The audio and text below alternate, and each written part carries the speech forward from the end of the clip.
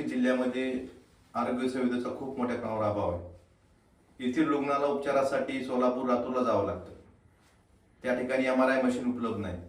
गेल्या अनेक वर्षापासूनची मागणी होती त्या ठिकाणी MRI मशीन असावी. शासनाने त्या ठिकाणी MRI मशीन ही मंजूर केली.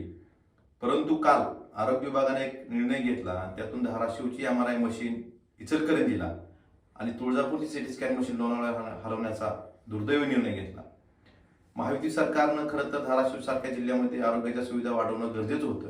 पण तुम्हाला आरोग्याच्या सुविधा वाढवणं होत नसेल तर कमीत कमी आम्हाला मंजूर झालेल्या सुविधा तरी काढून घेऊ नका. हा अन्याय धाराशिवकरांवर करू नका ही विनंती माझी सरकारला आहे. आणि मला त्यांना एवढंच सांगायचं की हा निर्णय तात्काळ रद्द करावा, अन्यथा शिवसेना उद्धव बाळासाहेब ठाकरे हा पक्ष रस्त्यावर उतरून आंदोलन करेल.